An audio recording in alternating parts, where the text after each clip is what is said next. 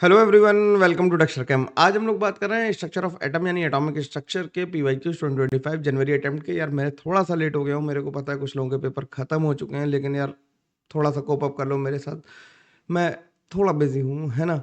तो मैं कोशिश कर रहा हूँ कि ज़्यादा से ज़्यादा कंटेंट आ जाए। आज हम लोग दो लेक्चर्स करेंगे, एक एटॉमिक स्ट्रक्चर आ जाएगा और मोल कॉन्सेप्ट और रेडॉक्स रिएक्शन के भी क्वेश्चन आज ही आ जाएंगे, तो परेशान होने की जरूरत नहीं है। पेपर अच्छे से दे रहे हैं और जिनके पेपर ऊपर नीचे हो भी रहे हैं परेशान मत हो, हम लोग 9 तारीख को मिलेंगे जरूर और हम लोग डिस्कशन करेंगे 9-10 तारीख में कि आगे कैसे बढ़ना है और कैसे क्या क्या करना है, ठीक है ना। कमेंट करके जरूर बताना। अगर पेपर खराब हो गया तो घबराने की जरूरत नहीं, साथ छोड़ने की जरूरत नहीं। मैं तुम्हारे साथ तब भी हूँ जब तुम पास नहीं हो रहे हो। मैं तुम्हें तरीका बताऊंगा ना यार, क्यों परेशान हो। जेई हो गया जैसा होना था, अब हम लोग आगे देखेंगे, है ना। जिनका नहीं हुआ वो भी और अच्छे से तैयारी करें। एडवांस के बैचेस का भी कुछ बताना है तुम्हें कि एडवांस के बैच में क्या होने वाला है और एडवांस में क्या करेंगे हम लोग। लेकिन फिलहाल अभी ये क्वेश्चन कर लेते हैं, फिर उसके बाद हम लोग आगे बात करेंगे, ठीक है। 10 क्वेश्चन है, फटाफट करते हैं। क्वेश्चन नंबर 1 पे चलते हैं स्ट्रेट अवे। क्वेश्चन नंबर 1 कह रहा है कि radius of the first excited state of helium ion is given as a naught, ठीक है।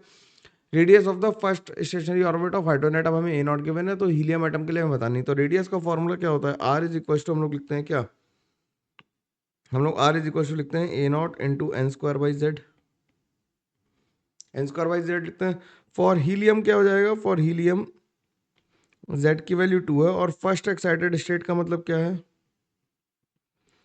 फर्स्ट एक्साइटेड स्टेट का मतलब है एन इक्वल्स टू 2। दोनों वैल्यू उठा के यहाँ पुट कर दो तो आर की वैल्यू आ जाएगी ए नॉट इंटू 2 का स्क्वायर अपॉन 2, यानी कि 2 ए नॉट आ जाएगी। एज सिंपल एज दैट, है ना।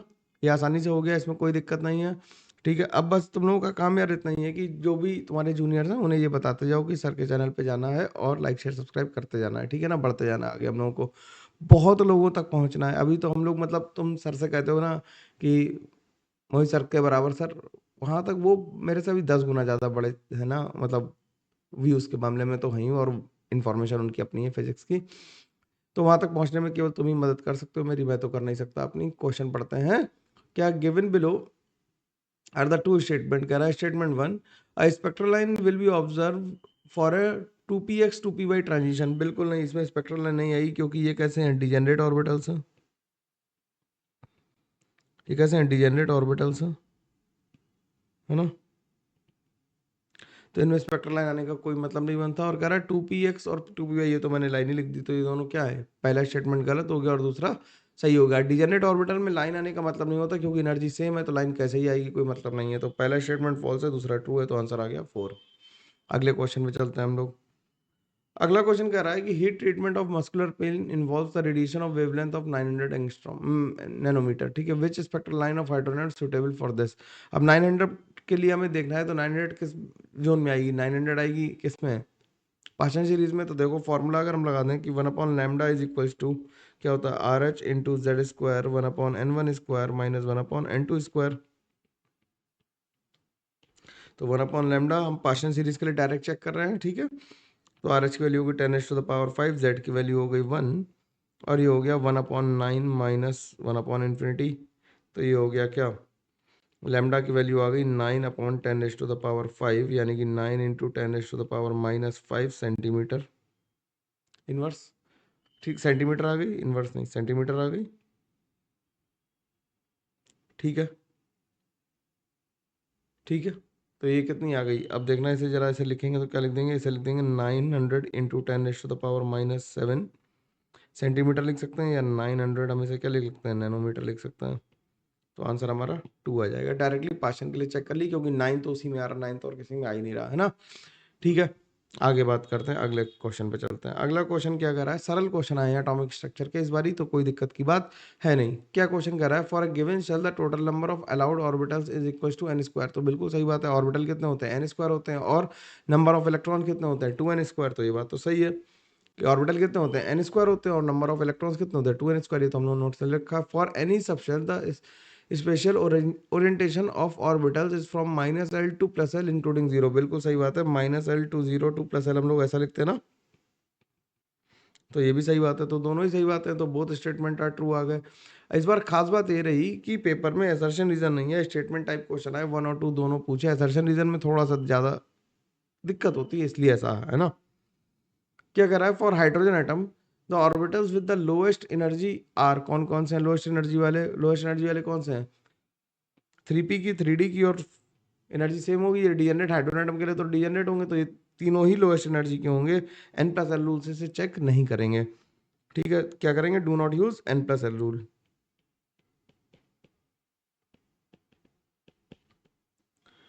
For hydrogen atom, hydrogen atom के लिए ये कैसे डीजेनरेट ऑर्बिटल है, लोएस्ट एनर्जी का मतलब ये लोएस्ट एनर्जी वाले ही हैं तीनों, जब p में है तो तीनों ही होंगे, ठीक है। अगले क्वेश्चन में चलते हैं। अगला क्वेश्चन क्या कर रहा है? In a multi electron atom which of the following orbitals described by the three quantum numbers must have the same energy in absence of electric and magnetic field? तो हमें n plus l value check करनी है। we will check for what?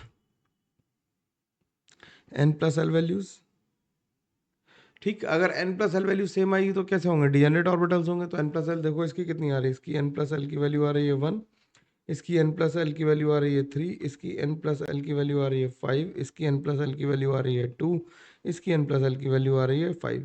तो D और E हो गए, तो D और E वाला ऑप्शन लगा दिया तो आंसर आ गया 2। ये बहुत ही आसान है, इन्हें करने में बिल्कुल समय नहीं लग रहा है। क्या करूँ, इतना कम, मतलब सरल सवाल थे, इन्हें छोटा ही वीडियो होने वाला है ये तो, बहुत ही मेरे को भी लग रहा है।